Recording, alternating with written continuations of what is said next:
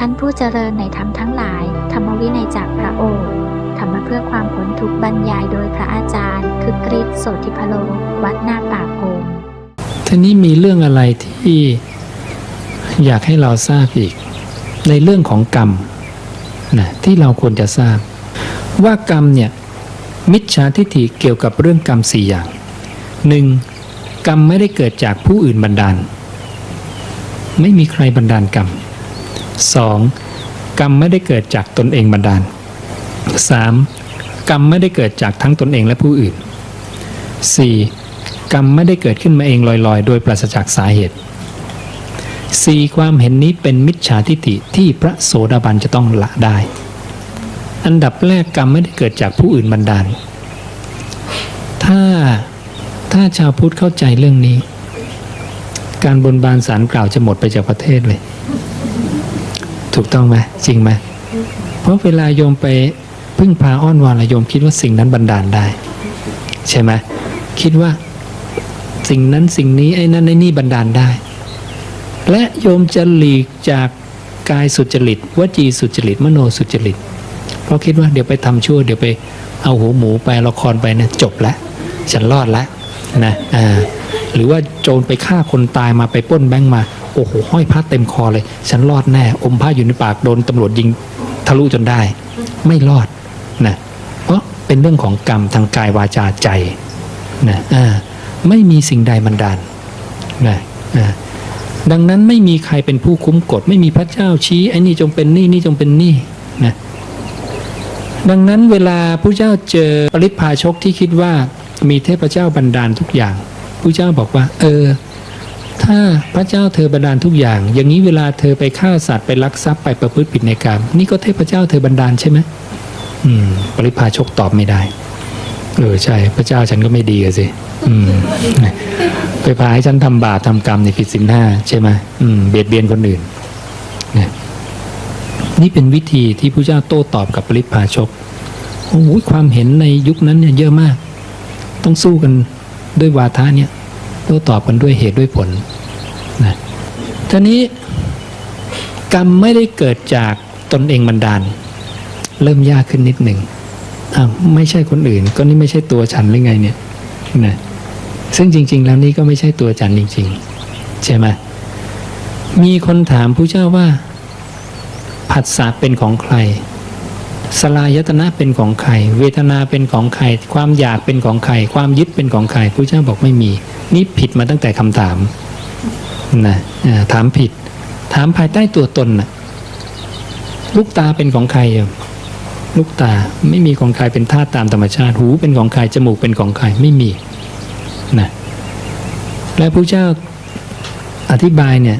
โยมลองดูนะงงนิดนะถ้าโยมไม่ใคร่ควรดีๆพระเจ้าจะพูดกลับไปกลับมานะก็จะลองให้ดูสักอันหนึ่งนะใครเล่าย่อมสัมผัสพระเจ้าค่ะสัมผัสทางตาเป็นของใครเราไม่จะฉันเห็นมีฉันใช่ไหมเธอเห็นไหมมีเธอมีฉันเนี่ยเธอได้ยินไหมฉันได้ยิน เห็นนะมีฉันตลอดเลยทุกผัสสะคนนี้เลยถามว่าผัสสะเป็นของใคร ใครเล่าย่อมผัสสะพระเจ้าค่ะสัมผัสหรือผัสสะอันเดียวกันนั่นเป็นปัญหาที่ไม่ควรจะเป็นปัญหาเลยมันไม่ควรเป็นปัญหาเลยนะเราย่อมไม่กล่าวว่าบุคคลย่อมสัมผัสดังนี้พระองค์ไม่เคยกล่าวว่าบุคคลย่อมสัมผัสเห็นไหมถ้าเราได้กล่าวว่าบุคคลย่อมสัมผัสดังนี้นั่นแหละจึงจะเป็นปัญหาในข้อนี้ที่ควรถามขึ้นว่าก็ใครเล่าย่อมสัมผัสถ้าพระเจ้าเคยพูดคำถามเนี้ยจึงจะควรถูกถามขึ้นมาอย่างนี้เห็นไหมการเรียบเรียงบทพรรณนายากนะโยมคิดดูว่าพระเจ้าพูดครั้งเดียวและต้องอากาลิโกเลยนะปัญญาพระเจ้าขนาดไหนนะ ก็เรามิได้กล่าวอย่างนั้นถ้าผู้ใดจะพึงถามเราผู้ไม่ได้กล่าวอย่างนั้นเช่นนี้ว่าผัสสะมีเพราะมีอะไรเป็นปัจจัยแปลว่าเหตุพระเจ้าข้าดังนี้แล้วนั่นแหละจึงจะเป็นปัญหาที่ควรแก่ความเป็นปัญหานั่นแหละจึงจะเป็นปัญหาที่ถูกต้องนะคำเฉลยที่ควรเฉลยในปัญหาข้อนั้นย่อมมีว่าเพราะมีสลายตนะหมายถึงอายตนะภายนอกภายในเป็นปัจจัยคือเป็นเหตุจึงมีผัสสะหรือสัมผัสขึ้น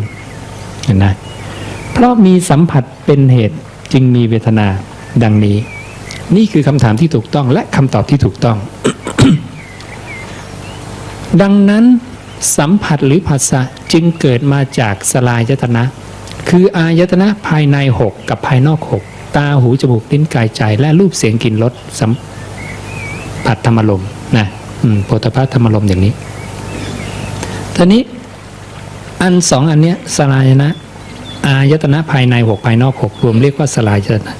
เพราะมีอันนี้ต่างหากจึงมีผัสสะเกิดขึ้น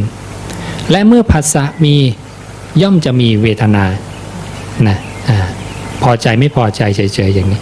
ดังนั้นเวลาโยมตากระทบรูปปุ๊บไปเดินห้างเห็นเสื้อโอ้สวยพอใจนะผัสสะทางตาเกิดนะพอเวทนาเกิดแล้วอะไรจะเกิดอะไรเกิดตัณหาจะเกิดความอยากโยมจะอยากได้เสื้อตัวนั้นขึ้นมาใช่ไหมเห็นนะผัสสะเกิดเวทนาเกิดตัณหาทุกคนตรวจได้จริงไหมธรรมะที่ตรวจได้ด้วยตนเองเนี่ยเรียกว่าปัจจตังเข้าใจไหมและเป็นสิกขีปูโตเป็นพยานในตนเองได้ถูกต้องไหมไม่ต้องเชื่อตามๆกันไปใครบอกว่าจริงเราอาจจะบอกไม่จริงก็ได้ถ้าเราไม่มีอย่างนั้นแต่เราก็มีเหมือนเขาเราก็บอกใช่นะนี่แหละเป็นพยานในตนเองและยอมคิดดูว่าเมื่อ 2,000 กว่าปีพระเจ้าก็มีอาการอย่างนี้มนุษย์ทั้งหลายก็มีอาการอย่างนี้บัญญัติขึ้นสาวกในยุคนั้นก็เข้าใจได้ผ่านมา 2,000 กว่าปีมนุษย์ยังมีอาการจิตอย่างนี้เหมือนเดิมธรรมะนี้จึงถูกเรียกว่าอากาลิโกถูกต้องตรงจริงไม่ถูกจำกัดด้วยการเวลาเข้าใจไหมนี่แหละดังนั้นเนี่ย หลักฐานข้อมูลในบาลีสามรัตตัวนี้นะพุทธวจนะที่อยู่ในพระไตรปิฎกเนี่ยใครบอกผิดเนี่ยตรวจได้ตรวจทันทีเลยนะให้เข้ามาตรวจปฏิจจสุบาทเขาจะปฏิเสธไม่ได้ตัวธรรมะปฏิจจสุบาทนี้เป็นธรรมที่พระเจ้ายืนยันเลยว่าสมณพราหมณ์ผู้รู้ใดๆในโลกไม่สามารถคัดง้างหรือติเตียนได้เลยเทวดาพรหมก็คัดง้างติเตียนไม่ได้ไม่มีลัทธิใดๆติเตียนได้นะนับถือลัทธิอื่นมีลูกตาไหมล่ะมีหูไหมมีจมูกลิ้นกายใจถ้ามีเป็นอย่างนี้แน่นอนนะเหมือนโยมไปเจอโยนของที่ไหนก็หล่นนะโยนที่ไหนก็หล่นอะไรแรงดึงดูดของโลกนะไปโยนที่ประเทศอาหรับมีไหมมีอเมริกามีไหมมีจีนไทยมีหมดเลยนะฝรั่งโยนหล่นไหมหล่นคนไทยโยนก็หล่นใช่ไหมดังนั้นเขามีไหมตาหูจมูกลิ้นกายใจถ้ามีอย่างนี้แน่นอนเหมือนกันหมดทั้งโลกมันเป็นสัจจะความจริงที่ไม่มีใครติเตียนได้เวลาโยมไปพูดต่างศาสนาโยมต้องพูดธรรมะตรงนี้แล้วเขาจะยอมรับอาตมาเคยไปบรรยายให้กับตัวแทนพุทธตัวแทนคริสต์ตัวแทนอิสลามอาตมาตัวแทนพุทธนะไปคุยกันเนี่ย3 คนที่ไบเทคบางนาคนฟัง 6-700 อิสลามยังชอบเลยว่าใช่นะปฏิเสธไม่ได้เพราะเราพูดในสิ่งที่ทุกคนมีนะนี่แหละธรรมะตรงนี้เอาไว้คุยกันในต่างศาสนามันเป็นสัจจะความจริงเป็นกลางๆนะและใครรู้ตรงนี้หลุดพ้นได้ถ้าเกิดเขาทรงจำได้แล้วเขาเอาไปใคร่ควรพระเจ้าหวังประโยชน์ตรงนี้พระองค์จึงตรัสเทศสอนธรรมะกับพวกปริพาชกทั้งหลายเป็นอย่างดีเหมือนกันเพราะคิดว่าแม้เขาจะเข้าใจธรรมที่เราแสดงเพียงสักบทเดียวข้อนั้นก็จะเป็นไปเพื่อประโยชน์สุขแก่เขาทั้งหลายตลอดกาลนานพระเจ้าหวังพวกปริพาชกเข้าใจท่านสักนิดเดียวพอละนะ ดังนั้นธรรมะพระศาสดาเนี่ยโยมไม่ต้องจำเยอะมากมายเต็มไปหมดก็ได้ขอบทเดียวนะขอบทเดียวหลุดพ้นได้นะและถ้าใครทรงจำได้นะอย่างคล่องปากขึ้นใจแทงตลอดอย่างดีด้วยความเห็นได้นิสงส์อะไรเรามักจะได้ยินคำว่ารู้จำไม่รู้จริงนะแต่พระสูตรนี้แก้ปัญหารู้จำไม่รู้จริงได้แล้วนะแค่โยมรู้จำไม่รู้จริงแต่ต้องจำพุทธวจนะนะคำตถาคตแล้วทรงจำได้คล่องปากขึ้นใจแทงตลอดอย่างดีด้วยความเห็นสิ่งที่เราจะได้คือพระตถาคตบอกว่า แม้เธอจะมีสติหลงลืมทำกาละก็ยังได้ไปเกิดเป็นเทวดาในภพของเทวดานั้นเธอจะสามารถบรรลุธรรมได้ด้วย4 อาการ 1. ตัวเทวดาผู้นั้นจะระลึกถึงบทแห่งธรรมที่เขาทรงจำได้อย่างที่สองเขาจะไปได้ยินพวกภิกษุผู้มีฤทธิ์ซึ่งขึ้นไปแสดงธรรมในหมู่เทพบริษัทแล้วเขาจะบรรลุธรรมอย่างที่สามเขาจะไปได้ยินพวกเทพบริษัทแสดงธรรมด้วยกันเองแล้วเขาจะบรรลุธรรมอย่างที่สี่พวกเทพบริษัทผู้เกิดก่อนจะมาเตือนเทพบริษัทผู้เกิดหลังถึงธรรมะแล้วเขาระลึกได้เขาจะบรรลุธรรมเทวดาผู้นั้นเนี่ยพระเจ้าบอกสติเกิดขึ้นช้าก็จริงแต่การบรรลุธรรมย่อมเกิดขึ้นได้ในเร็วพลันนี่คืออานิสงส์นี่คือประโยชน์ของอนุสาสนีปาฏิหาริย์คำของพระตถาคตพุทธวจนะโยมแค่ทรงจำได้คล่องปากขึ้นใจแทงตลอดอย่างดีด้วยความเห็นโยมจะได้อานิสงส์ตรงนี้ยังไม่ต้องบรรลุธรรมก็ได้ดังนั้นเวลาโยมจำได้คล่องปากขึ้นใจเนี่ยนั่นคือโยมต้องเสพครบมากจริงไหมโยมต้องเสพครบมากวันนี้เลยเอาหนังสืออะไรสาธยายธรรมมาแจกให้โยมนี่สาธยายธรรมเล่มนี้บาลีใช้คำว่าสัจฉายะสัจฉายะคือการสาธยายธรรมหรือการสวดมนต์ที่เราพูดนี่นะสวดในคำตถาคตแล้วโยมจะได้นิสงส์ตรงนี้นะดังนั้นเราจะคล่องปากนึกขึ้นมาขึ้นใจได้แล้วแทงตลอดอย่างดีด้วยความเห็นคือเข้าใจในทุกๆบทพยัญชนะนะได้นิสงส์ตรงนี้แน่นอนนะถ้าดังนั้นถ้าใครยังขี้เกียจอยู่เอาแค่นี้เอาแค่นี้ขอให้คล่องแคล่วในคำตถาคตนะดังนั้นในนี้จะรวมคำตถาคตไว้ทั้งหมดในหน้า22นี่จะเป็นปฏิจจสมุปบาท นะสายเกิดสายดับพระตถาคตสวดตรงนี้เวลาพระองค์อยู่วิเวกหลีกเล่นผู้เดียวพระองค์สวดกฎอิทัปปัจจยตาสวดปฏิจจสมุปบาท นะสายเกิดสายดับโยมเอาให้คล่องปากขึ้นใจตรงนี้สุดยอดมากเพราะมันคือลำดับเหตุของการเกิดขึ้นแห่งความตายและลำดับเหตุของการดับไปแห่งความตายถ้าอยู่ในจิตในใจโยมแล้วเนี่ยเมื่ออาการจิตต่างๆเกิดโยมจะเห็นเลยว่ามันเหมือนกับปฏิจจสมุปบาทที่โยมทรงจำแล้วเราจะเข้าใจเราจะดับเหตุของความตายได้เข้ามรรคผลนิพพานได้นะพูดมาถึงตรงนี้ให้รู้จักปฏิจจสมุปบาทสักนิดหนึ่งนะเคยได้ยินคำว่าอิทัปปัจจยตาใช่ไหมเคยได้ยินปฏิจจสมุปบาทไหมเคยได้ยินในเรื่องสัตว์สี่ใช่ไหมมันเกี่ยวข้องกันยังไงไอ้สามตัวนี้นะเดี๋ยวอธิบายให้ดู นะอิทัปปัจจยตานะเราถึงอยากให้พวกเราเนี่ยคล่องตรงนี้อิทัปปัจจยตา4บรรทัดเองเนี่ยต้องจำให้แม่นอิมัสสมิงสติอิทังโหติเมื่อสิ่งนี้มีสิ่งนี้ย่อมมีอิมัสสุปาทาอิทังอุปัชชติเพราะการเกิดขึ้นแห่งสิ่งนี้จึงเกิดขึ้นอิมัสสมิงอสติอิทังนโหติเมื่อสิ่งนี้ไม่มีสิ่งนี้ย่อมไม่มีอิมัสสะนิโรธาอิทังนิรุชติเพราะการดับไปแห่งสิ่งนี้จึงดับไปจำแม่นๆนะ4บรรทัดนี้นะสิ่งนี้มีสิ่งนี้มีสิ่งนี้เกิดสิ่งนี้จะเกิดสิ่งนี้ไม่มีสิ่งนี้จะไม่มีสิ่งนี้ดับสิ่งนี้จะดับนะทีนี้ เรามาดูว่าอิทัปปัจจยตาเนี่ยมันไปอยู่ตรงไหนของปฏิจจ์ตัวปฏิจจสมุปบาทเนี่ยคืออิทัปปัจจยตาแต่ละคู่แต่ละบรรทัดที่เรียงร้อยต่อกันนะเดี๋ยวจะให้ดูปฏิจจวงรอบเกิดนะยังลองดูปฏิจจวงรอบเกิดนะเราลองดูอันง่ายๆตรงนี้กลางๆสายนะสลายนะเมื่อกี้บอกแล้วว่าคืออายตนะภายนอกภายในอย่างละ6ถูกต้องไหมเพราะมีสลายนะใช่ไหมผัสสะจึงมีใช่ไหมเมื่อสิ่งนี้มีสิ่งนี้ย่อมมีเพราะการเกิดขึ้นแห่งสิ่งนี้จึงเกิดขึ้นเมื่อสิ่งนี้ไม่มีผัสสะมีได้ไหมไม่มีเพราะความดับไปแห่งสิ่งนี้จึงดับไปถูกต้องไหมนี่อิทัปปัจจยตาใช่ไหมอิทัปปัจจยตาต่อมาถ้าผัสสะมีเวทนาจะมีใช่ไหมเพราะการเกิดขึ้นแห่งผัสสะเวทนาจึงเกิดขึ้นถ้าผัสสะไม่มีเวทนามีได้ไหมไม่ได้เพราะการดับไปแห่งผัสสะเวทนาจึงดับไปค คู่ที่สองคู่ที่สามต่อมาเพราะมีเวทนาเป็นปัจจัยจึงมีตัณหาเห็นนะเมื่อสิ่งนี้มีสิ่งนี้ย่อมมีเพราะการเกิดขึ้นแห่งสิ่งนี้จึงเกิดขึ้นถ้าสิ่งนี้ไม่มีสิ่งนี้ย่อมไม่มีเพราะการดับไปแห่งสิ่งนี้จึงดับไปเห็นไหมว่าปฏิจจ์ตลอดสายเนี่ยมันคืออิทัปปัจจตาแต่ละบรรทัดเลยเข้าใจไหมเรียงต่อกันมาและทั้งหมดเนี่ยขาดจากกันไหมไม่ขาดเพราะว่าผัสสะทะแยงผัสสะเห็นไหมเวทนาตัณหาเหมือนโซ่ล็อกกันไว้เลยมันจึงเป็นสายปฏิจจสมุปบาท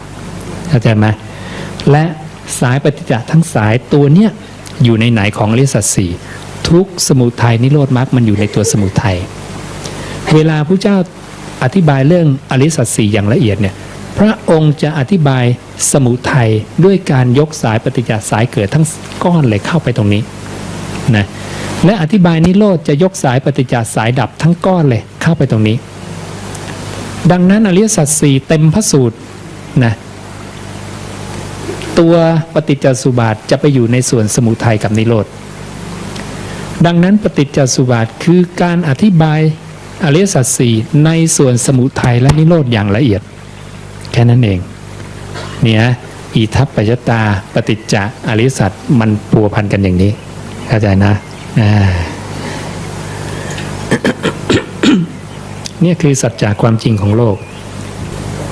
แหมเข้าใจหลายเรื่องแล้วนั่นนี่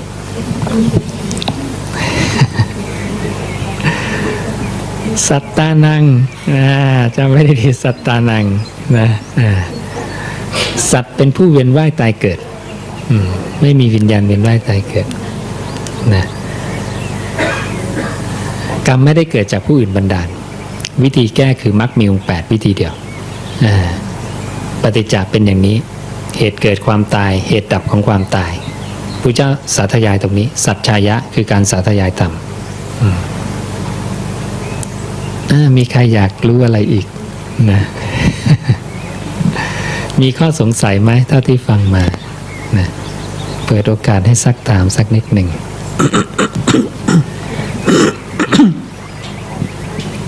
ท่านครับผม ท่านพระอาจารย์ ครับ เกี่ยวกับเรื่องกรรมเมื่อกี้นะฮะ ครับ ไม่ได้เกิดจากผู้อื่นบันดาล ครับผม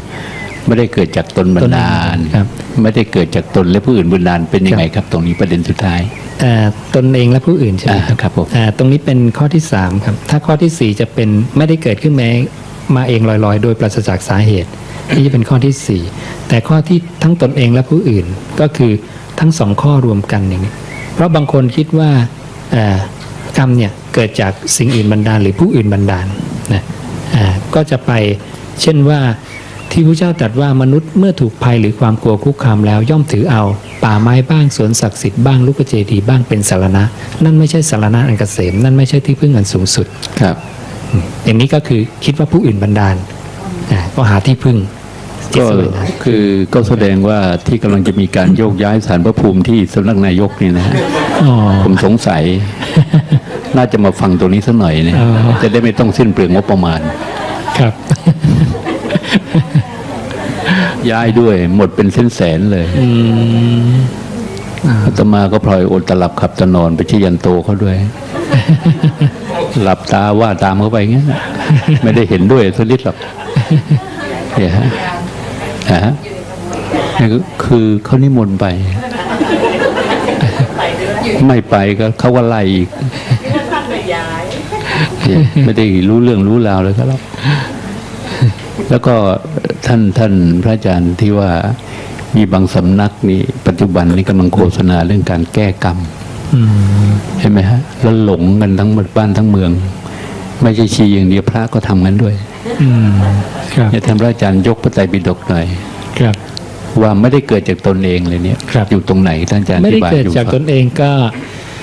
เมื่อกี้ที่บอกเรื่องปฏิจจ์ใช่ไหมว่าผัสสะไม่ใช่ของเราสลายนะไม่ใช่ของเราใช่ไหมที่มีคนถามพระเจ้าว่าสลายนะเป็นของใครพระเจ้าบอกไม่มีผิดนะ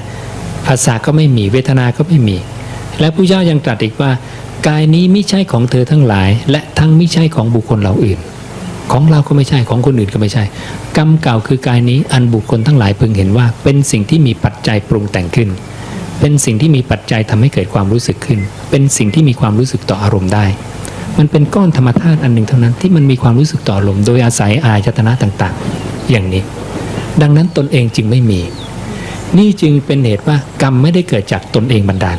เห็นไหมมันลึกนิดหนึ่งเพราะนั้นข้อที่สองเนี่ยเห็นยากนิดหนึ่งเพราะเราจะคิดว่าเอ๊ะเราเป็นคนจัดการทุกอย่างใช่ไหมเพราะนั้นตัวเราก็ไม่มีคนอื่นก็ไม่มีเราก็ไม่มีดังนั้นกรรมเนี่ยจึงมีเหตุเกิดและมีความดับนิทานะสัมภวะแห่งกรรมเหตุเกิดของกรรมคืออะไร พระองค์บอกว่าผัสสะเป็นเหตุเกิดของกรรมผู้ใดกล่าวอย่างนี้ชื่อว่ากล่าวตรงตามที่เรากล่าวไม่เป็นการกล่าวตู่เราด้วยถ้อยคำที่ไม่จริงเห็นนะและความดับของกรรมก็มีเพราะความดับแห่งผัสสะเกิดที่ไหนดับที่นั่นเห็นนะดังนั้นโยมนับกรรมไหวไหมเอาตั้งแต่วันนี้ตั้งแต่เช้าจดเย็นโอ้โหผัสสะเต็มไปหมดเลยแค่วันเดียวยังนั่งนับกรรมไม่ไหวเลยแล้วใครจะไปแก้กรรมกันไหวเนี่ยใช่ไหมแล้วคนอื่นแก้ให้เราได้ไหมไม่ได้นะทุกคนต้องมาแก้เองด้วยการฝึกกายวาจาจิตตามหนทางอะไรอริยมรรคมีองค์ 8ที่พระองค์ตรัสว่าอริยอัตถังคิกมรรคนี้นั่นเองคือกรรมนิโรธคามินีปฏิปทาปฏิปทาให้ถึงความดับไม่เหลือแห่งกรรมเข้าใจไหมนี่นะกรรมะคือกรรมนิโรธคือดับคามินีปฏิปทาปฏิปทาให้ถึงความดับแห่งกรรมมรรคอัตถัง8อริยะอันประเสริฐ8ประการนี้นะตรงๆเลยคำนะไม่ต้องไปวิ่งแค่อย่างอื่นเลยนะกลับมาฝึกตัวเองนั่งสมาธิภาวนาเงียบๆกรรมหมดแล้วไปแก้วิธีอื่นยังเหมือนเดิมนะจะย้ายอะไรอีกสัก10 รอบก็เหมือนเดิมนะไม่มีอะไรเกิดขึ้นนะนี่คือความเข้าใจผิดกับศาสดานะอาจารย์คึกฤทธิ์ไม่เกี่ยวนะงานนี้ พระผู้มีพระภาคเจ้าล้วนๆนะ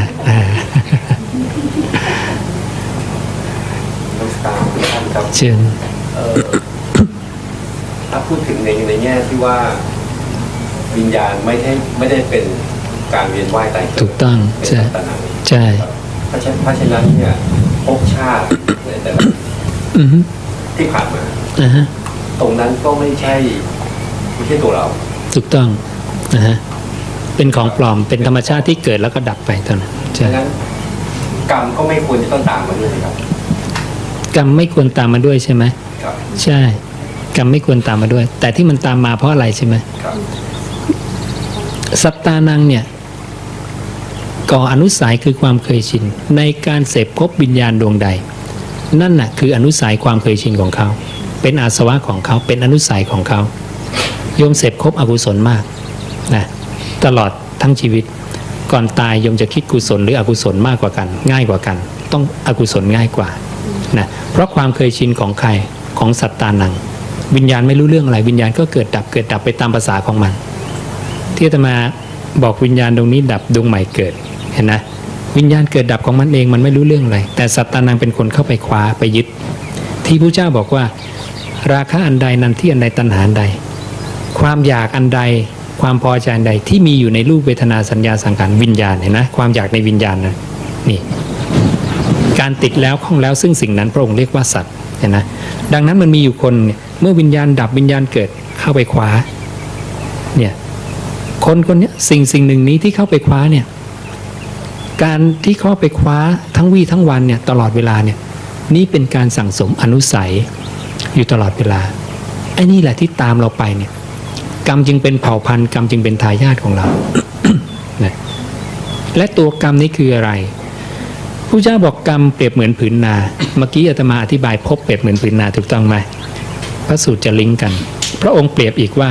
ผืนนาเปรียบเหมือนกรรมวิญญาณเปรียบเหมือนเมล็ดพืชเปรียบเหมือนกันเห็นนะวิญญาณเมล็ดพืชอันนี้คือภพอันนี้เมล็ดพืชนี่คือผืนนา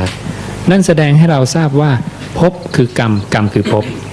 และอีกพระสูตรหนึ่งจะบอกว่าภพคือ4 ธาตุวิญญาณถีติ4 อย่างรูปเวทนาสัญญาสังขารดังนั้นกรรมคือตัว4 ธาตุนี้เห็นนะและเหตุเกิดของกรรมเนี่ยคือผัสสะใช่ไหมผัสสะคือการเข้าไประหว่างเข้าไปหาของวิญญาณกับนามรูปใช่ไหมกระทบกันผัสสะปั้งกรรมเกิดแล้วเห็นนะผัสสะดับกรรมดับกรรมเกิดดับตลอดเห็นนะเพราะนั้นวิญญาณเนี่ยสร้างการเกิดดับอยู่แล้วโดยที่ไม่มีใครเข้าไปยึดแต่ขณะที่เข้าไปยึดปุ๊บสัตตานังเข้าไปยึดวิญญาณเข้าไปยึดพวกนี้ ความเป็นเราจึงมีขึ้นนี่ความเป็นเรามีอย่างนี้นะทีนี้ ความเป็นเราเนี่ยมันโอ้โหกี่แสนกี่ล้านชาติมากมายมหาศาลนับไม่ถ้วนไม่รู้ว่าเขาจะเข้าไปยึดอะไรนะนั่นก็คือกรรมที่เราทำมาตั้งแต่อดีตความคุ้นเคยความเคยชินนั่นเองนะที่ติดตัวสิ่งนี้ไปคืออวิชชาความเข้าใจผิดนะเราจึงต้องมาแก้อนุสัยความเคยชินด้วยการสร้างความเคยชินใหม่อยู่กับลมหายใจเข้าไว้อยู่กับลมนะละความอยากนะละกรรมนั่นเองละภพนั่นเองอันเดียวกันหมดนะเดี๋ยวอย่างนี้โยมถามอีกครั้งเลยที่โยมสงสัยเมื่อกี้อาตมาเป็นห่วงโยมนิดอยู่จะทอดกฐินอยู่ไอ้ทางนี้ไม่ทอดกฐินแล้วไม่รู้ว่าไอ้ตอนตายจิตจะไปคว้าอะไรนี่ถามอีกสักครั้งให้ญาติโยมได้กระจ่างแจ้งครับที่ท่านพูดถึงเรื่องของวิญญาณนะครับที่วิตว่ายตายเกิดนะครับมันก็จะเกิดในเรื่องของภพกับชาติใช่ไหมครับแต่นี้ที่กราบเรียนถามพระบุตรท่านก็คือว่าเอาอันแรกก่อนก็คือภพชาติเนี่ยมีหรือไม่นะครับมีหรือไม่อันที่สองนะครับเนื่องจากว่าไม่ใช่ตัวเราที่เป็นคนเกิดเป็นสัตว์ในที่เป็นคนเกิดนะครับนั้นลักษณะนี้เนี่ยนะครับกรรมที่เราเคยกระทำจริงๆแล้วถ้าเป็นสัตว์นังแล้วกรรมก็ควรจะสิ้นสุดไปไม่ควรจะติดตัวเราต่อไปในภพชาติต่อไปนะครับนั่นคือสิ่งที่กรรมทำพระเจ้าครับใช่แล้วสัตตานังก็ไม่รู้เรื่องไงสัตตานังก็ไม่รู้และสัตตานังยึดวิญญาณเมื่อยึดวิญญาณสัตตานังคิดว่าวิญญาณเป็นตัวมันและวิญญาณก็เข้าไปตั้งอาศัยในรูปเวทนาสัญญาสังขารต่อไปเราก็คิดว่ารูปเป็นเราเวทนาเป็นเราสัญญาเป็นเราสังขารเป็นเรานะไปเรื่อยๆอย่างเนี้ยทีนี้มันจะยึดอะไรมันจะยึดตามอนุสัยความเคยชินที่มันเคยยึดดังนั้นเวลามันยึดอะไรพระเจ้าจึงรีบปล่อยให้เร็วเพื่อไม่ให้เกิดอนุสัยความเคยชินการเสพพบนานเพลินนานก็พอใจนานนะก็ติดยึดนานภพชาติก็เกิดนานอย่างนี้นั้นไม่มีความแน่นอนตรงนี้นะไม่มีใครวัดได้ว่าวิญญาณตรงนี้จะไปเกาะตรงไหนอะไรยังไงนะไม่มีใครเลือกได้เลยพระเจ้าจึงบอกคติของผู้ที่ต่ำกว่าโสดาบันเปรียบเหมือนการซัดท่อนไม้ขึ้นไปในอากาศเหวี่ยงท่อนไม้ขึ้นไปในอากาศบางคราวก็เอาโคนลงบางคราวเอาท่ามกลางลงบางคราวเอาปลายลงคติที่ไปเขาไม่มีความแน่นอนอยู่ที่จิตสุดท้ายก่อนตายเนี่ยนะโยมไปเกาะในภพอะไรในอารมณ์ใดซึ่งอารมณ์นั้นคือภพเราจะได้อัตภาพไปตามนั้นซึ่งพระเจ้าบอกเป็นอัตภาพมีส่วนแห่งบุญก็ดีมีส่วนแห่งอบุญก็ดีนั่นก็คือตัวกรรมนั่นเองกรรมณเวลานั้นปัจจุบันซึ่งไม่มีใครทราบว่าจิตไหนจะเป็นจิตสุดท้ายของเราไม่รู้ว่ากายจะแตกทำลายเมื่อไหร่ดังนั้นทุกคนจึงต้องระวังทุกขณะจิตเผลอไม่ได้ดังนั้นพระเจ้าจึงบอกเมื่ออกุศลเกิดขึ้นแล้วเธอต้องรีบละโดยด่วนเพราะตอนนั้นภพอันเป็นอบายเกิดขึ้นแล้วแก่เธอ นะอกุศลเกิดขึ้นเธอต้องใช้ฉันทะวายามะอุตสาหะอุโสลหีปฏิวานีสติสัมปชัญญะอย่างแรงกล้าเพื่อที่จะดับอกุศลนั้นเสียโดยด่วนเปรียบเหมือนบุรุษมีไฟไหม้ลุกโผล่เสื้อผ้าหรือไฟไหม้ผมบนศีรษะต้องรีบดับให้ไวที่สุดเพราะถ้ากายแตกทำลายขณะนั้นโยมได้อบาย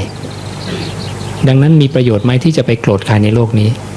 ไม่มีเลยเพราะอบายอยู่กับเราไม่ได้อยู่กับเขาจริงไหมเราซวยนะเขาไม่ได้ซวยจริงไหมเนี่ยถ้าเราเลี้ยงความโกรธไว้เนี่ยพลาดเลยนะใช่ไหมเชิญอาจารย์ครับคือจริงๆแล้วเนี่ยเราต้องไม่ตั้งตนอยู่ในความประมาทถูกต้องไม่รู้ว่าจะตายวันไหนนะครับใช่คำว่ามรณานุสติเนี่ยหัวใจสำคัญของมันที่เรียกว่าจิตที่เราจะต้องไปจับที่เราจะสิ้นลมเนี่ยอาจารย์มีข้อแนะนำยังไงครับว่า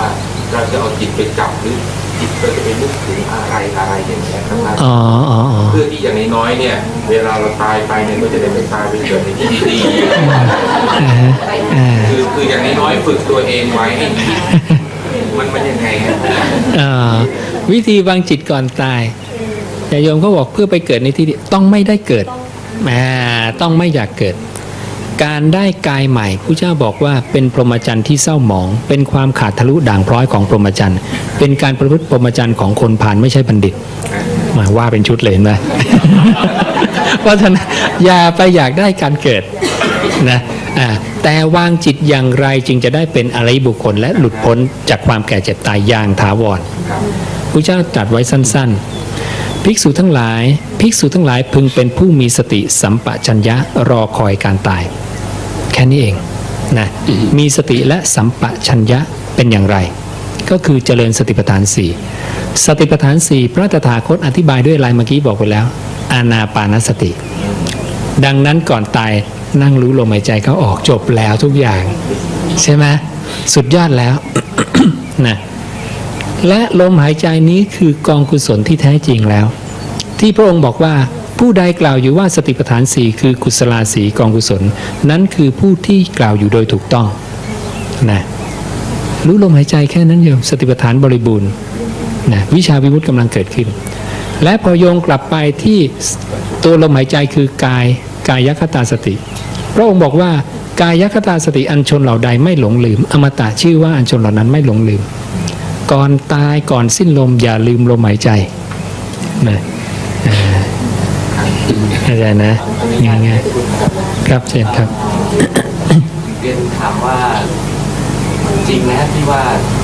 จิตดับแล้วนึกถึงพระพุทธรูปหรือวัตถุเนี่ยมันจะไปเกาะติดตรงนั้นเอาพระสูตรนี้ไปตอบแล้วกันพระเจ้าตรัสว่าถ้าบุคคลคิดถึงสิ่งใดดำริถึงสิ่งใดหรือมีจิตฝังหรือปักลงไปในสิ่งใดสิ่งหนึ่งอยู่สิ่งนั้นย่อมเป็นอารมณ์เพื่อการตั้งอยู่ของวิญญาณเมื่อวิญญาณตั้งขึ้นเฉพาะแล้วการก้าวลงแห่งนามรูปย่อมมีเกิดแก่เจ็บตายมาแล้วมาเป็นชุดเลยนะดังนั้นเนี่ยไปคิดถึงสิ่งใดไม่ได้เลยเห็นนะดูก่อนภิกษุทั้งหลายถ้าบุคคลย่อมคิดถึงสิ่งใดย่อมดำริถึงสิ่งใดมีจิตปักลงไปในสิ่งใดอยู่เนี่ยย่อมเป็นอารมณ์เพื่อการตั้งอยู่ของวิญญาณนะเห็นนะการก้าวลงแห่งนามรูปมีนะสลายนะมีผัสสะเวทนาสายเกิดขึ้นทันทีเลยปฏิจจจนกระทั่งชรามรณะคิดเรื่องอะไรไม่ได้เลยปล่อยวางอย่างเดียวรู้ลมหายใจเข้าไว้ ทีนี้รู้ลมหายใจแล้วมันหลุดยังไงเทคนิคของพระเจ้าเป็นอย่างนี้ เราจะคิดว่ารู้ลมหายใจแล้วมันมาเกิดตรงนี้อีกเหรอมันเป็นตำแหน่งของการวางจิตที่เหมาะสมที่สุดในการหลุดพ้นเพราะว่าเมื่อต้นชั่วโมงจำได้ไหมว่าวิญญาณมันจะวนอยู่ใน4ธาตุนี้ใช่ไหมที่พระเจ้าตรัสดังนั้นเนี่ยพระเจ้าจึงให้เอาวิญญาณหรือจิตเราเนี่ยมาเกาะกับธาตุเดียวก่อนคือกายหรือรูปธาตุคือลมหายใจแล้วทิ้งอีก3ธาตุที่เหลือเวทนาสัญญาสังขารรีบวางใช่ไหมคิดมาอะไรรีบวางแล้วเกาะกับลมไว้เมื่อเราเกาะกับลมหรือกายได้จริงๆนั่นแสดงว่าการเกิดในนามธรรมอีก3ตัวนี้ไม่มีเลยจิตนิ่งตรงนี้ตลอดก่อนตายโยมต้องทำอย่างนี้ทีนี้เมื่อการเกิดในอีก3ขันธ์ไม่มี นะและรูปธาตุใกล้จะทำลายแล้วพอรูปธาตุแตกทำลายปั้งนะพระเจ้าบอกวิญญาณจะหาที่ตั้งอาศัยไม่ได้จะหลุดพ้นไปเพราะไม่สามารถปรุงแต่งรูปและนามขึ้นมาได้เพราะหลุดพ้นก็ตั้งมั่นเพราะตั้งมั่นก็ยินดีในตนเองเพราะยินดีในตนเองก็ไม่หวั่นไหวเมื่อไม่หวั่นไหวย่อมปรินิพพานเฉพาะตนนั่นเทียวเธอย่อมรู้ชัดว่าชาติสิ้นแล้วคือการเกิดสิ้นแล้วมันไม่ไปเกิดในที่ไหนแล้วพรหมจรรย์อยู่จบแล้วกิจที่ควรทำได้ทำสำเร็จแล้วเห็นนะ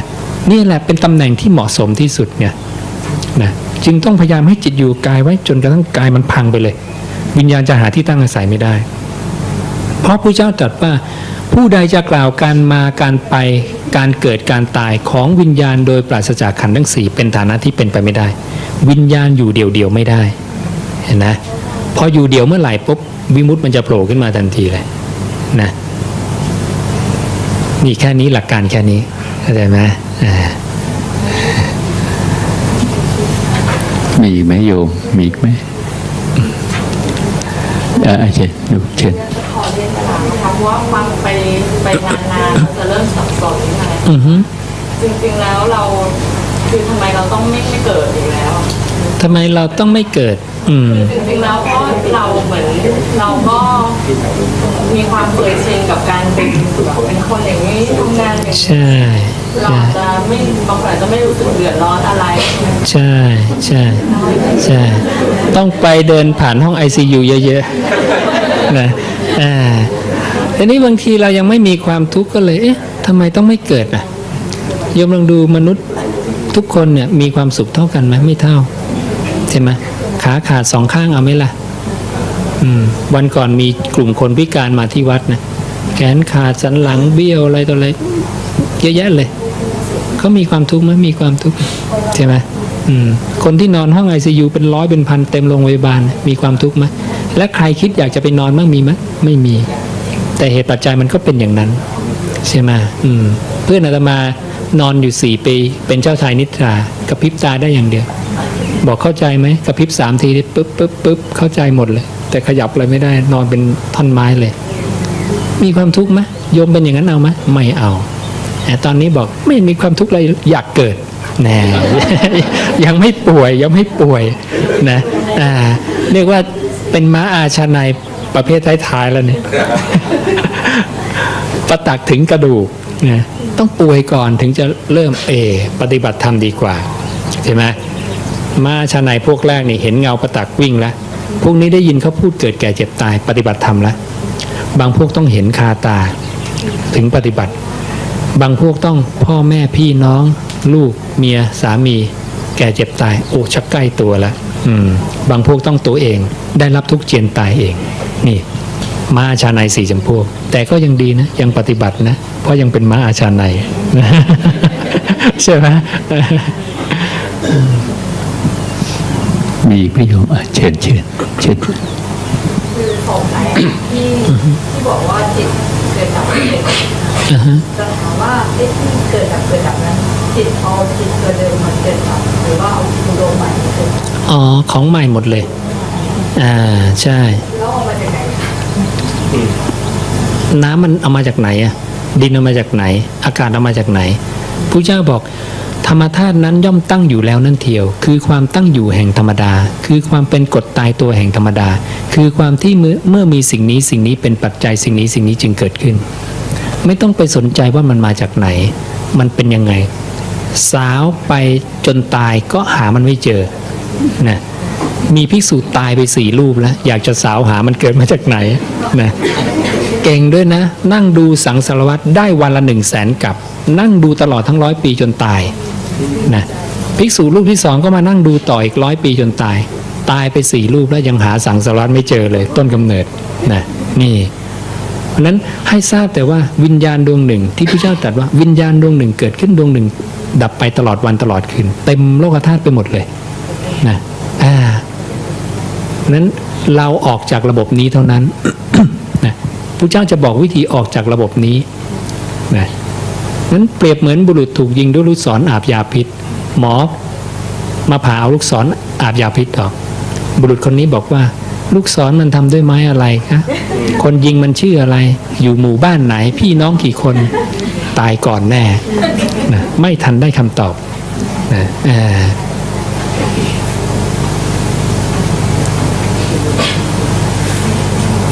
เชิญอยากจะถามเรื่องวิบากกรรมอะค่ะเพราะว่าเราเคยไปฆ่าสัตว์ฆ่ามาในก่อนแล้วมันเป็นไปได้นะคะที่มันจะมาส่งผลในภูมิผู้เจ้าตรัสอย่างนี้มุมนี้มุมยากนิดนึงนะต้องไปอ่านหนังสือแก้กรรมที่ทำเอาไว้นะและจะมีวิธีแก้กรรมตามพุทธวจนะทั้งหมดเราจะเข้าใจเกี่ยวกับเรื่องระบบของกรรมเพราะนั้นที่โยมถามเนี่ย ทำกรรมอย่างไรได้รับผลกรรมอย่างนั้นได้รับกรรมอย่างนั้นเนี่ยอันนี้มิจฉาทิฏฐินะต้องบอกว่าทำกรรมอย่างไรได้ผลของกรรมอย่างนั้นคำพูดผิดกันนิดเดียวเองนะเพราะว่าผลของกรรมกับกรรมอย่างไรได้กรรมอย่างนั้นเนี่ยไม่เหมือนกันถ้าคิดว่าทำกรรมอย่างไรต้องได้กรรมอย่างนั้นการสิ้นกรรมจะมีขึ้นมาไม่ได้พระเจ้าบอกแต่ถ้าทำกรรมอย่างไรจะได้ผลของกรรมอย่างนั้นการสิ้นกรรมจึงมีขึ้นมาได้เพราะมันจะมีกรรมไม่ดำไม่ขาวซึ่งเมื่อปฏิบัติกรรมอย่างนี้แล้วเป็นไปเพื่อการสิ้นกรรมได้ผลคือการสิ้นกรรมอย่างเช่นว่าโยมไปฆ่าสัตว์เนี่ย ไม่ใช่ว่าจะต้องถูกสัตว์นั้นฆ่าเราบ้างนะ แต่จะได้รับผลของกรรมนั่นคืออะไรเช่นทำมากทำบ่อยนรกกำเนิดเดรัจฉานเปรตวิสัยแต่ถ้าทำไม่ได้มากไม่ได้บ่อยเนี่ยวิบากอย่างเบาคือเป็นไปเพื่ออายุสั้นเห็นนะนี่คือผลของกรรมจากปาณาติบาตนะดังนั้นผลของกรรมเนี่ยใครแจกแจงออกมาได้ศาสดาเป็นคนรู้คนเข้าใจนะผู้เดียวเรื่องวิบากของกรรมตรงนี้เป็นหนึ่งในอจินไตย4อย่างไม่ควรเข้าไปคิดจะมีส่วนแห่งความวิปลาสนะวิสัยของผู้เจ้าวิสัยของผู้ได้ฌานวิบากของกรรมเรื่องของโลกอย่าไปคิด4เรื่องนี้นะวิปลาสเนาะ เพราะนั้น ผลของกรรมเนี่ยผู้เจ้าตรัสไว้แล้วนั้นศึกษาในพุทธวจนะเราจะทราบว่าแค่ไหนดังนั้นกรอบของกรรมเนี่ยผู้เจ้ามีกรอบให้ทราบแล้วทราบแค่นี้พอนะเช่นอะไรคือกรรมพระองค์บอกว่าเรากล่าวซึ่งเจตนาว่าเป็นกรรมนะเจตนาเป็นกรรมไม่มีเจตนาไม่เป็นไรจบไปเลยนะกรรมไม่เจตนาไม่มีนะนั้นถ้าโยมคีย์คำว่ากรรมไม่เจตนาไปหาเนี่ยจะไม่เจอนะจะมีเจตนาเป็นตัวกรรมเหตุเกิดของกรรมคือผัสสะความดับของกรรมคือผัสสะเวมัตตาแห่งกรรมความมีประมาณต่างๆของกรรมกรรมที่ทำให้สัตว์ไปเกิดในนรกกำเนิดเดรัจฉานเปรตวิสัยเทวโลกมีนะวิบากของกรรมที่ควรจะทราบคือวิบากในระดับของเวลา3ระดับวิบากที่ส่งผลในปัจจุบันเวลาถัดมาและถัดมาอีกและสุดท้ายคือวิธีดับกรรมที่น่าสนใจมากใช่ไหมทุกคนไม่อยากจะพ้นกรรมแต่จะพ้นยังไงถึงถูกต้องคืออริยมรรคมีองค์8นี่คือเรื่องควรรู้เกี่ยวกับเรื่องกรรม6อย่างแค่นี้พอนะพอเข้าใจนะ เช่นเนี่ยนิพพานนี่เป็นแล้วถ้าเป็นนิพพานแล้วจะกรรมนิพพานเป็นยังไงเป็นแล้วจะกลับมาไหม เหตุที่มันหลุดเข้าไปเพราะมันยังไม่มีวิชาเมื่อสิ่งหนึ่งนี้มีวิชาแล้วอวิชชาหมดไปมันไม่กลับไปแล้วเหตุที่มันหลุดเข้าไปเพราะว่ามันยังไม่รู้วิชาเมื่อมันรู้วิชาแล้วหลุดเข้าไปแล้วรู้วิชาคือคำศาสดาแล้วมันจะไม่หลุดไปละและนิพพานเป็นอย่างไร ต้องอธิบายด้วยคุณสมบัติของนิพพานชื่อทางนิพพานชื่อหนึ่งคืออสังขตะอสังขตะเนี่ยนะจะมี3คุณสมบัติดังนั้นถ้าใครถามนิพพานเป็นอย่างไรบอกนิพพานจะมีคุณสมบัติ3อย่าง ณอุปาโทปัญญายติไม่ปรากฏมีการเกิดณวโยปัญญายติไม่ปรากฏมีการเสื่อมณทิตตสารยัตตังปัญญายติเมื่อตั้งอยู่เนี่ยไม่มีภาวะอย่างอื่นปรากฏ ให้โยมดูนิดหนึ่งว่าแก้วเนี่ยเกิดปรากฏไหมเกิดปรากฏหนังสือเกิดปรากฏบ้านคนสัตว์สุขก็เกิดดับไม่มีใครสุขแช่ทั้งวันใช่ไหมมีเกิดมีดับเห็นนะนามธรรมเกิดดับคิดอดีตเกิดดับวิญญาณเกิดดับทุกอย่างเกิดดับเห็นไหมระบบของสมมุติหรือสังสารวัฏสมมุติบัญญัติเกิดดับหมด แต่อีกฝั่งหนึ่งนะไม่เกิดไม่ดับนี่ระบบใหญ่ๆมี2ระบบนี้นะดังนั้นสังสารวัฏหรือเรียกว่าสังคตธรรมธรรมที่ถูกปรุงแต่งได้มันจะมีการเกิดขึ้นมีการเสื่อมและเสื่อมเรื่อยๆเหมือนกับก้อนน้ำแข็งก้อนหนึ่งเนี่ยเกิดมาแล้วก็เสื่อมใช่ไหมและเสื่อมไม่ได้หยุดเสื่อมทีเดียวเสื่อมเรื่อยๆเสื่อมเรื่อยๆคือทิตตสะอัญญตตังปัญญายติเมื่อมันตั้งอยู่ก็มีภาวะอย่างอื่นปรากฏคือเปลี่ยนแปลงรูปร่างตลอดเวลาซึ่งจริงๆแก้วตั้งอยู่อย่างนี้ก็เสื่อมตลอดนะเนี่ยภูเขาก็ถูกลมพัดน้ำกัดเซาะเสื่อมทีละอนูนิดใช่ไหมตั้งไว้10,000 ปีมันก็พังของมันนะมันเสื่อมอยู่ตลอดเนี่ยระบบของสมมุติแต่วิมุตตินั้นหรืออสังขตะหรือนิพพานนิ่งสนิทตลอดคงตัวตลอด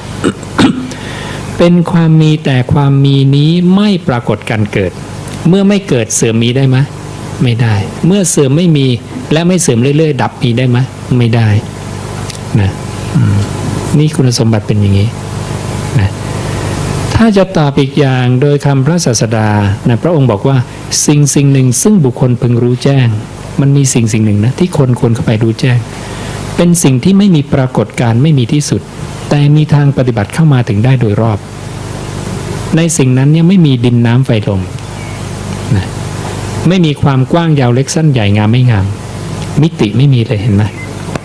ของแข็งของเหลวก๊าซพลังงานไม่มี ดังนั้นตัวนิพพานเนี่ยอธิบายไม่ได้โยมอธิบายอะไรได้มันต้องเกิดปรากฏก่อนแก้วต้องบอกแก้วต้องมีแก้วมาบอกขวดน้ำต้องมีขวดน้ำมา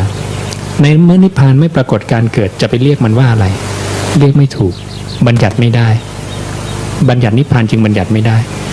วิธีอธิบายนิพพานพระตถาคตจึงอธิบายด้วยการมาอธิบายสมมุติบัญญัติสิ่งที่โยมรู้จักของแข็งของเหลวก๊าซพวกนี้ดินน้ำไฟลมไม่มีในนั้นเราเห็นเนี่ยห้องนี้มีกว้างยาวสูงใหญ่ไม่มีในนั้นโยมไม่สามารถบอกนิพพานได้ว่ากว้างยาวยังไงงามหรือไม่งามไม่สามารถบอกได้นี่คือภาวะของนิพพานนะ ยังมีอีกไหมโยมมีไหม เชิญข้างหน้าแถว เช่น เรื่องกรรมเรื่องเจ้ากรรมในายเวรที่มีจริงไหมนอกจากที่เราเนี่ยทำบุญแล้วก็จะบุญส่วนเป็นกับเจ้ากรรมนายเวรมันจำเป็นหรือเปล่า อ๋อก็ให้ผู้เจ้าตอบนะ คำว่าเจ้ากรรมนายเวรเนี่ยผู้เจ้าไม่ได้ใช้ตัวนี้พระองค์เรียกว่าผู้ผูกเวรผู้จองเวรนะดังนั้นใครเป็นคนผูกเวรใครเป็นคนจองเวรสัตตานังนั่นเองนะผู้หลงผิดเพราะวิญญาณไม่ใช่ชีวิตขันธ์ห้าไม่ใช่ชีวิตขันธ์ห้าไม่รู้เรื่องอะไรกรวดหินดินทรายไม่ใช่ชีวิตไม่รู้เรื่องอะไรนะ ดังนั้นตัวผู้ที่ผูกเวรผู้จองเวรเนี่ยมีนะการอุทิศบุญกุศลผู้เจ้าสอนไหมสอนไว้ใน2 พระสูตรนะเรื่องของการ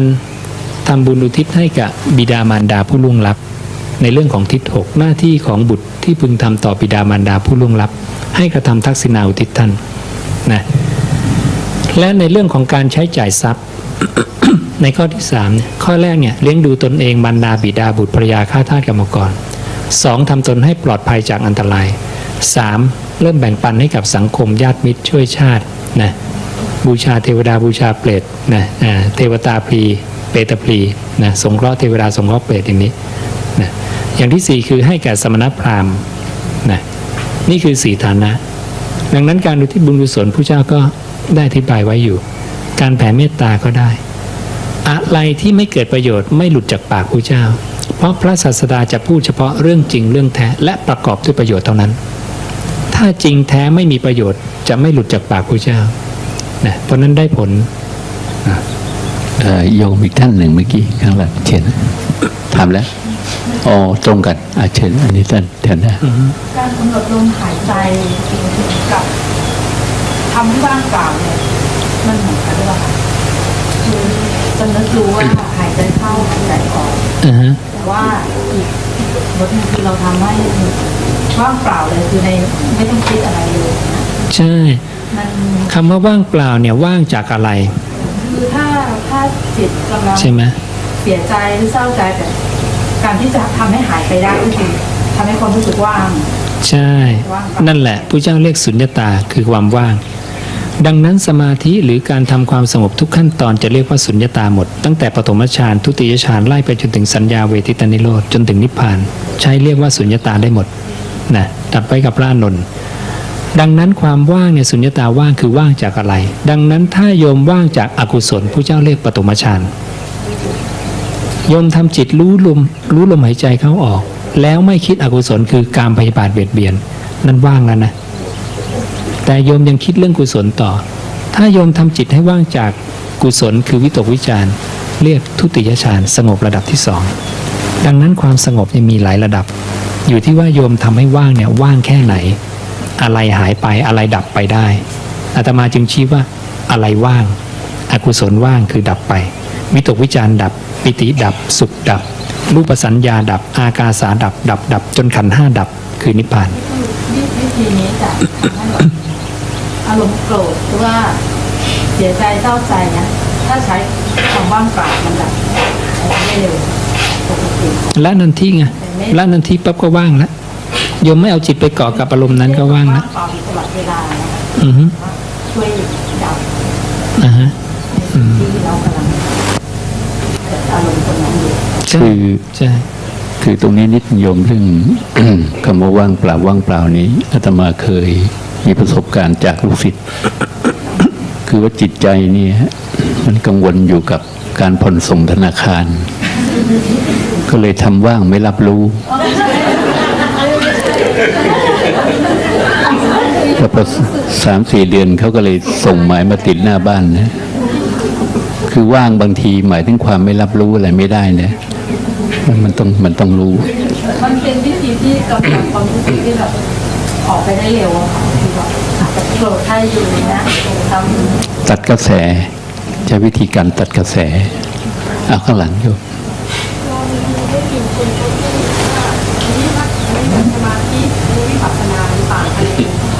อ๋อ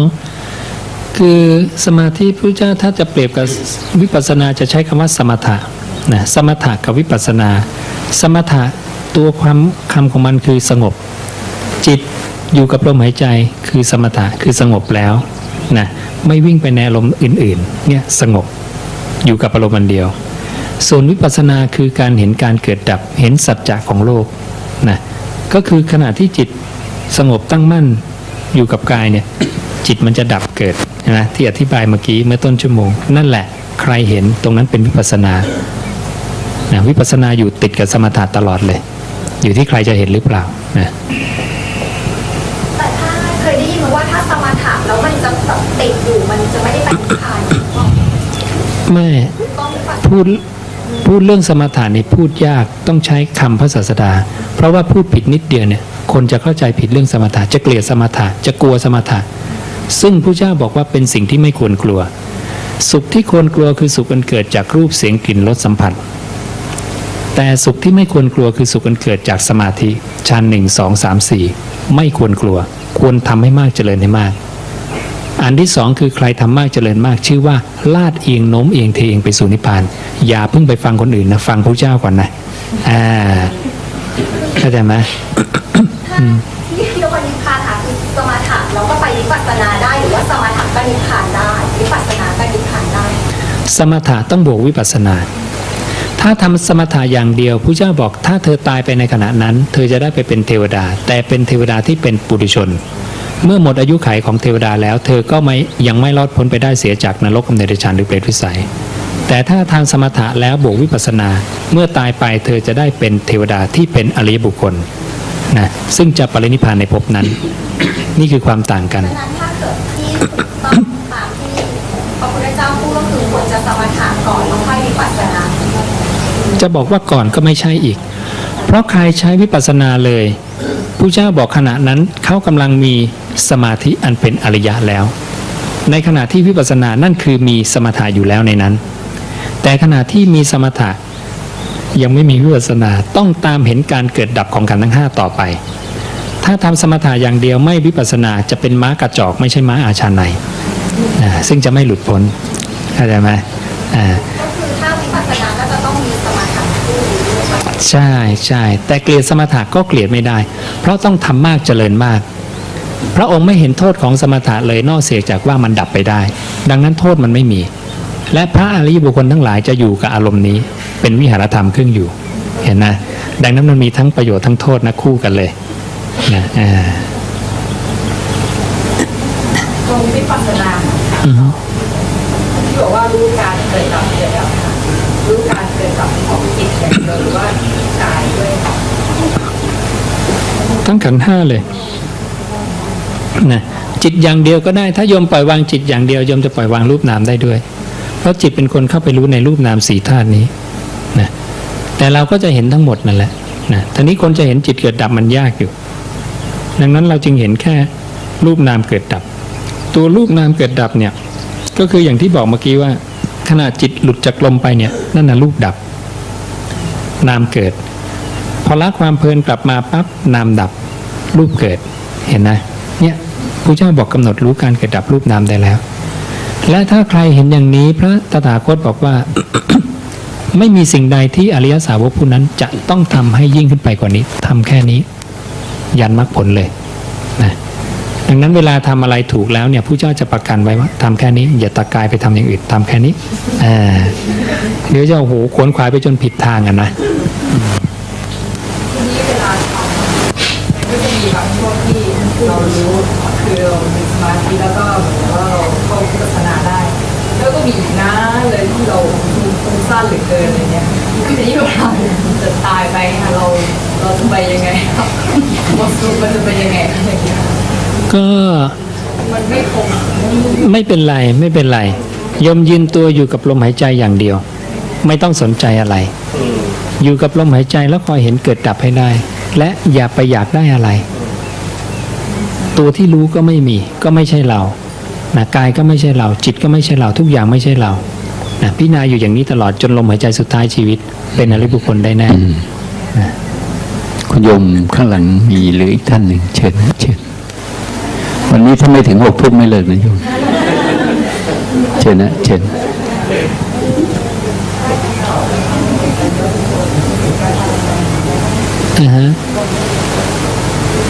เพราะเห็นการเกิดดับจะเป็นอริยบุคคล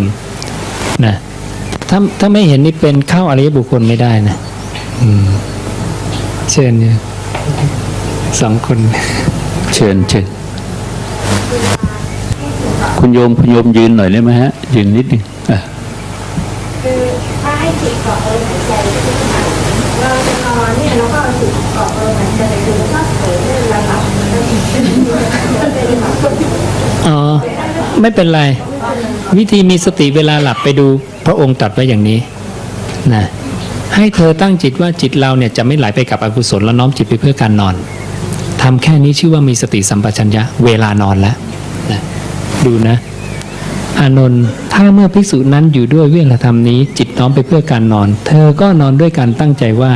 บาปอกุศลธรรมทั้งหลายกล่าวคืออภิชฌาและโทมนัสจักไม่ไหลไปตามเราผู้นอนอยู่ด้วยกันอย่างนี้ทำแค่นี้ชื่อว่าเป็นผู้มีความรู้สึกตัวทั่วพร้อมในกรณีแห่งการนอนนั้นเห็นไหมไม่ได้ยากอะไรก่อนนอนตั้งจิตอย่าคิดอกุศลจบละสั่งมันไว้ล่วงหน้าเลยโปรแกรมล่วงหน้าไป อีกท่านหนึ่งเชิญโยมยืนขึ้นนะยืน โลกียธรรมกับพระธรรมนี่ต่าง โลกิยะกับโลกุตละต่างกันอย่างไรโลกิยะก็คือทำฝ่ายโลกที่ยังวนอยู่ในโลกนี่แหละยังเกิดแก่เจ็บตาย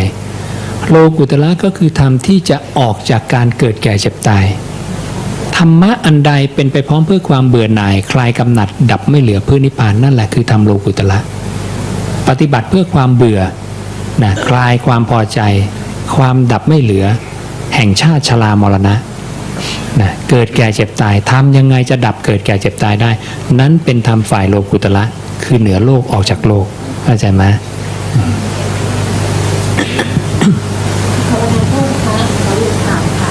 คือมันมีบางช่วงเบื่อชีวิตมากเลยว่าชีวิตที่รอความตายเนี่ยมันยาวนานและน่าเบื่อมันจะทำยังไงดี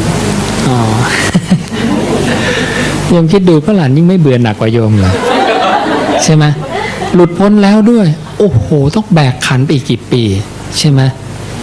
เป็นคนปฏิบัติธรรมมีเข้าไปที่เป็นเยอะมากก็เลยคิดว่าทำไมเราอยู่ที่อะไรในชีวิตที่รอความตายมันยาวนานมันน่าเบื่อหน่ายมากแต่ละวันนี่ไวมากใช่แต่ยังรู้สึกว่าเวลาตายมันยาวนานมากดังนั้นต้องรีบทำตนให้เป็นพระอรหันต์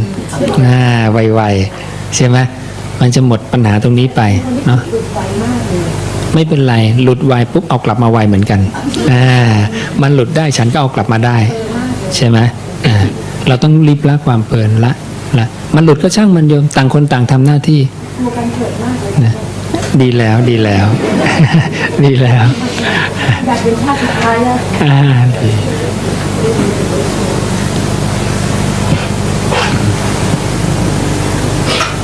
ยังมีอีกไหมโยมเชิญว่าเวลาที่แม่ค้าค่ะประกอบอาชีพแบบว่าฆ่าสัตว์จับปลาอะไรอย่างเงี้ยค่ะ เขาบาปกับคนที่แบบวัยรุ่นไปยิงน้องตกปลาค่ะคือเขาไม่ได้มีเจตนาที่จะอย่างนั้นค่ะแต่เขาทำไปด้วยอาชีพค่ะแล้วก็ไปก็อาจจะทำไปด้วยคือแค่ลองค่ะเขาบาปเท่ากันไหมแล้วก็ทำไมคนเท่าที่ได้ยินมาเนี่ยคือคนที่เอามากินหรือว่าพาที่ฉันเนื้อสัตว์พวกเนี้ยไม่บาปค่ะอ๋อจะโยงมาถึงพระด้วยนะ คือพระเนี่ยเดินตามความเห็นผู้เจ้าพอนะเพราะนั้นพระเขาไม่คิดเองผู้เจ้าตรัสไว้แล้วว่าพวกเนื้อเนี่ย ที่เราไม่ได้เห็นไม่ได้ยินไม่ได้รังเกียจว่าเขาฆ่าเพื่อเราเนี่ยพระเจ้าบอกทานตามสบาย แต่ถ้าได้เห็นได้ยินได้รังเกียจว่าเขาฆ่าเพื่อเราเนี่ยฉันนี่ปรับอาบัติทุกกฎเนี่ยไม่ควรทานนะไปบิณฑบาตเนี่ยเห็นแหมบ้านนี้ก็มีไอ้โต้งอยู่ทุกวันวันหนึ่งไปไอ้โต้งหายไปมาเป็นแกงไก่อยู่ในนี้เกิดความรังเกียจไม่ฉันได้นะอย่างนี้ก็ใช่แต่ว่าถ้าพระบอกเลยว่าพระไม่ฉันเนื้อสัตว์คนก็จะไม่ฆ่าไปถวายเป็นอย่างที่บอกว่าคนที่เขาเป็นแม่ค้าพ่อค้าเป็นไปไม่ได้หรอกผู้เจ้าไม่เกิดมาเขาก็จะมีการฆ่ากันอยู่ในโลกอยู่เขาฆ่ากันอยู่แล้วทั้งโลกใช่ไหมการเกิดของผู้เจ้าไม่ได้ทำให้สัตว์ล้มตายมากขึ้นมีแต่จะล้มตายน้อยลงเพราะสอนให้คนละปาณาติบาตนะดังนั้นแค่ละปาณาติบาตเป็นการให้ทานชีวิตอย่างไม่มีประมาณโยมไม่ต้องไปวิ่งปล่อยนกปล่อยปลาก็ได้นะแค่หยุดฆ่าปั๊บเนี่ยพระเจ้าบอกนั่นเป็นอภัยทานอเวรทานอภยาปชาทานเป็นมหาทานชั้นเลิศนะเป็นการให้ทานชีวิตอย่างไม่มีประมาณนะมากกว่าโยมวิ่งไปเป็น10แห่ง10ที่ใช่ไหมปล่อยไม่เท่าอันนี้เข้าใจไหมนี่มุมของพระพุทธเจ้า แล้วพระองค์ก็เคยบอกพระองค์ไม่ได้ไปชี้ว่าสัตว์ชื่อนี้จงมาตายชื่อนี้จงมาตายนะไม่ได้เกี่ยวข้องด้วยเลยนะ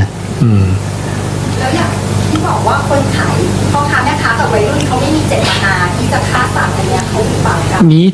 ถ้าเจตนาจะฆ่าเนี่ยมีหมดแหละนะอาชีพอาชีพมันละเจตนาก็เหมือนกันไม่เจตนานี่คือเช่นโยมเดินไปแล้วเหยียบมดตายมองไม่เห็นอย่างเนี้ยแม่ค้าขายปลาเพราะความโลภหนุ่มสาวยิงนกตกปลาเพราะความหลงนะเจตนาหมดเลยมีอะไรอีกเชิญนะเชิญอยากทราบว่ามีวิธีหลักยังไงที่จะให้ได้เข้าถึงวิปัสสนาให้พยายามเฝ้าดูให้เห็นการเกิดการดับเวลาจิตตั้งมั่นแล้วเนี่ยโยมดูดีๆเข้าไปดูดีว่ามันตั้งมั่นจริงหรือเปล่ามีอะไรเปลี่ยนแปลงหรือเปล่าแค่นั้นเองนะอะไรหายไปอะไรเกิดขึ้นอะไรหายไปอะไรเกิดขึ้นนั่นน่ะเกิดดับละนะมันมีอยู่สองมุมนะมุมหนึ่งโยมจะให้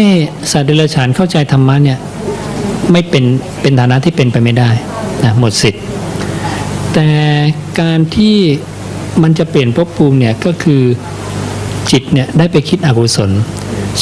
ซึ่งพระเจ้าบอกว่าพวกสัตว์จำพวกวินิบาตอะไรพวกนี้เดรัจฉานพวกนี้การที่จิตเขาจะมีโอกาสคิดกุศลนั้นน้อยมากเพราะมันมีแต่การเคี้ยวกินกันนะดังนั้นสิ่งหนึ่งที่โยมทำได้คือให้เขาได้รับผัสสะที่เป็นด้านสุขเวทนาใช่ไหมให้เขาได้รับสัมผัสที่ดีเหมือนในมหาปริลาหานรกเนี่ยพระเจ้าบอกว่าสัตว์เนี่ยจะได้เจอแต่ผัสสะที่ไม่น่าพอใจเป็นส่วนมากที่น่าพอใจเนี่ยแทบจะไม่มีเลยดังนั้นถ้าเราให้เขาได้รับผัสสะที่น่าพอใจน่ายินดีก็น่าจะเป็นช้อยหนึ่งสักนิดหนึ่งให้เขาเนี่ยได้มีจิตอันเป็นกุศลนะน่าจะพอเปลี่ยนภพภูมิได้นะแต่ไอ้จารู้ธรรมะเนี่ยมันเป็นไปไม่ได้ต้องรอให้เขาขึ้นมาเป็นระดับมนุษย์ขึ้นไปก่อนสุดท้ายก็ขออนุโมทนากับพวกเราทุกคนที่ได้มาทำบุญถวายทานมาสั่งสมสุตตะในคำของตถาคตมากระทำกิจเนื่องด้วยการฟังกระทำกิจเนื่องด้วยความเป็นผู้สูตรแทงตลอดอย่างดีด้วยทิฏฐิก็ขอให้เป็นเหตุเป็นปัจจัยพวกเราได้รับอานิสงส์ตามที่พระศาสดาได้ทรงบัญญัติไว้แล้วทุกประการรวมทั้งผู้ที่รับชมรับฟังอยู่ทางบ้านและทุกๆสถานที่ทั้งในประเทศและต่างประเทศและได้ดวงตาเห็นธรรมสำเร็จมรรคผลนิพพานในอนาคตการนั้นใกล้โดยทั่วกันทุกท่านทุกคนเถิดอย่าลืมกดไลค์กดติดตามเพื่อร่วมกันเผยแผ่